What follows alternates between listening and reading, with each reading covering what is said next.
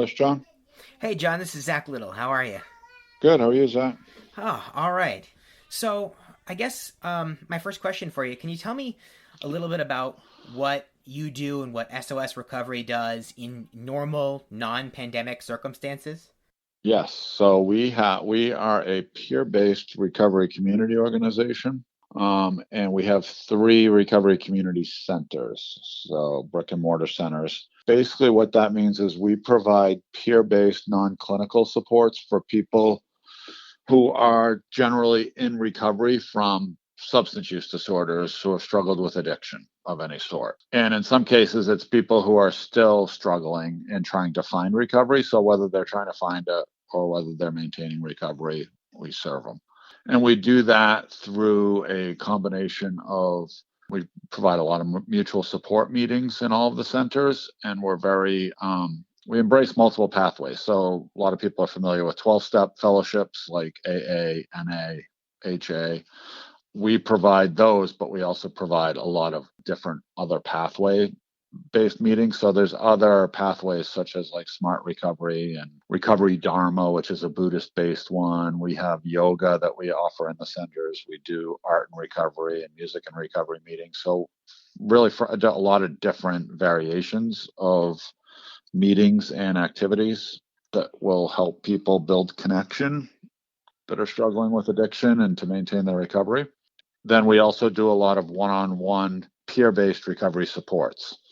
So a lot of that is built around one-on-one supports that is driven by the members or the participants with a peer who is in recovery that's usually trained and a volunteer. And that can be anything that removes barriers from people's recovery, like such as if somebody doesn't have adequate housing or finding a job. So it can be supporting them like that. It could be supporting them in, they're finding that they're struggling with their mental health and to help them find sources to work with that, such as like getting them set up with some referrals for behavioral health. Or it could be just around recovery. Like for some people, it's like they've never been to meetings. They don't know which meetings to go to. And like we can help them like, hey, okay, you're 25. These are some meetings that have some of the younger crowd that you might identify with. These are meetings if you're 55 that tend to have an older crowd that go to them.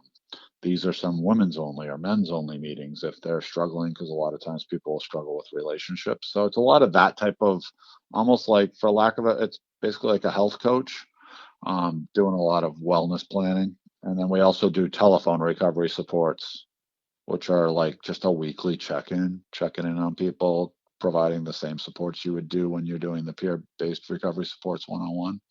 We do that on the telephone with like hundreds of people every week. We usually make 150 calls a week to individuals. Wow. Yeah. So speaking of barriers to recovery, the current conditions in the pandemic, I think, would obviously have imposed a lot of restrictions on your work. What are some of the barriers right now? Well, I mean, the biggest barrier is for people in recovery. One of the most effective tools is having a community and having that human connection. So for a lot of our people, a lot of the people that use our centers, they're in there 5 days a week, and they have no place to go right now as far as a physical place because of social distancing. So we've tried to shift that towards digital and provide a lot of these meetings online through like Zoom. We run those every day at 7 a.m., 9 a.m., noon, 3 p.m., 6 p.m., 9 p.m., and 11 p.m. So pretty much from 7 a.m. to 11 p.m., we're running meetings all day. And then we also run one for family members who might have somebody in their family, like a parent or a parent who might have an adult child who struggles with substance use disorder. We provide family-based support meetings every night at 8 p.m., 7 days a week as well on that. And then we're also doing one for the LGBTQ plus community on once a week, and we're doing two for women only. Twice a week we do those on Tuesday and Thursday nights. And do you feel like this is working okay for now? Like a workable solution for the moment? Does it feel like there's a time limit on how long you can do this? So there's some silver linings and there's some pluses and there's some negatives on this. The negative is it's still not human connection. It's a version of it, and it's better than nothing, but it's not ideal. Um, that's kind of that's the thing that concerns me. There's people that are not very technology savvy, that are averse to this, and they're not. And so the people that I worry about are the people that I'm not seeing, and I have no way to see. And so one of the things we've done in addition to that is we've had 1,500, 1,600 people that have come through the doors of SOS at one of our centers in either Rochester, Dover, or Hampton since we opened in 2016. And so I have all my staff making about each of I have six. We have a total of 16 on staff, so I have everybody pretty much making 50 calls a day, going through those entire 1,600 people and just doing a check-in. And then we have implemented a platform called Recovery Link, and we can get people connected through that, and that will give us the capability. We can do video chats one-on-one with them. We can do telephone supports with them, and and it has chat messaging on it as well. So we're going through that and trying to connect to as many people as possible. I think it's important. So right now we don't want people, we can't sit back and wait for people to connect to us. So the reality is if somebody's struggling, they generally isolate, and asking for help is very challenging. So I think it's our duty to reach them rather than expect them to reach out to us if they're struggling.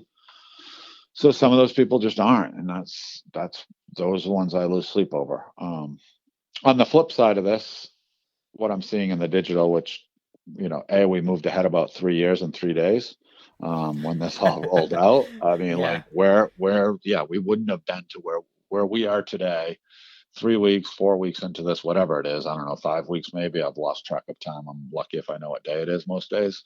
But in the short amount of time, which seems like forever, we advanced our digital technology and our entire business model by at least 3 to 5 years. Like, there's no way we would be doing this stuff right now.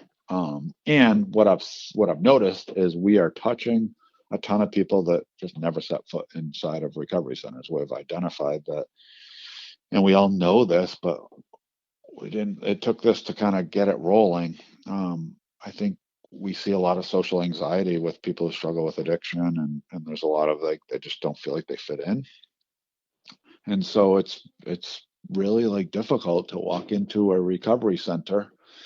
Most people don't even know what a recovery center is, and that's scary to just walk into this, like, what is this SOS Recovery Center? Like, I'll tell people, like, I don't know right now. If I wasn't running a recovery center and helping to operate one, I don't know if I personally would walk into one, despite the fact I'm in recovery and know what they are. Like, I think as an introvert, I'd be, like, terrified of that. And, like, I wouldn't know what's behind those walls. So unless I knew somebody that took me in there, I probably wouldn't go.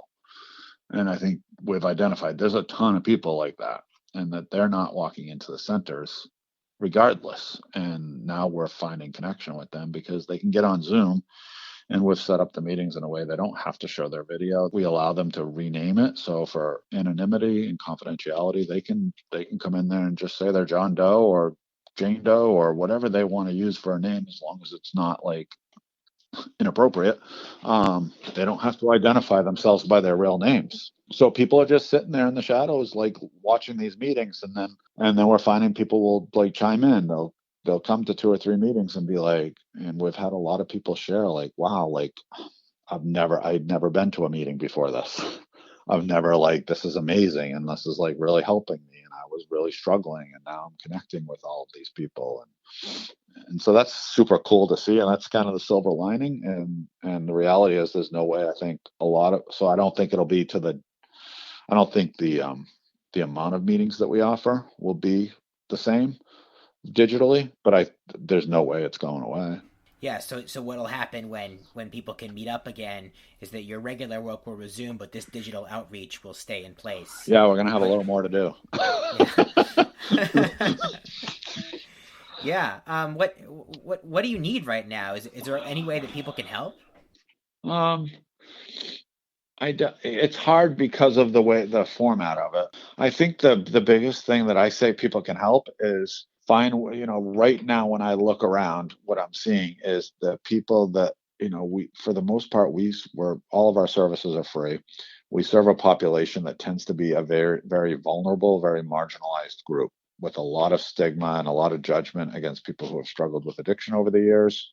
And as I look at this coronavirus issue, like those people are being marginalized and they're more vulnerable now. So if you've been incarcerated for a substance use disorder, which I don't agree with in the first place, when you're in a jail, which is high risk for an outbreak and already has limited programming that isn't helpful. So those people currently they're getting less services. So it's like they're being punished for struggling with addiction, and then they're being punished because they struggle with addiction and they're in jail during a pandemic. People aren't allowing case managers into the jails, or they're not allowing programming, and that's a concern. People are coming out of treatment and they can't really collect the unemployment at the same rate as anybody else because they weren't employed prior to this. They've been in treatment, and like they may or may not have stable housing. So how do they get into like recovery housing and pay for that?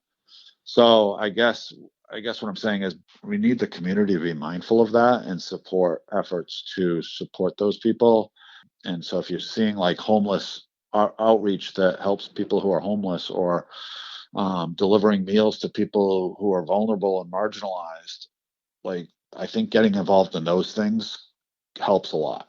And reaching out to the agencies that do a lot of that type of work, and we don't specifically do that, but like I've got two or three employees that are going out now once a week to help the homeless outreach individual for Stratford County Community Action, because like a lot of those people used to come to our center and they may or may not be in recovery, but they would come in and get a cup of coffee, and they might connect with some of our services. They may not, but we were a warm, safe place for them to come for a short period of time. Like we're not a drop-in center, so we wouldn't let them hang out all day if they weren't engaged in services.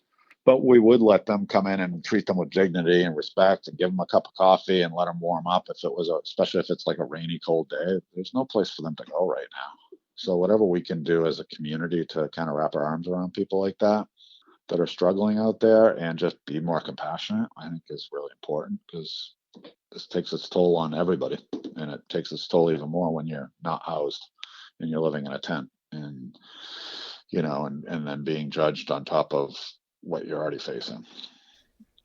Yeah.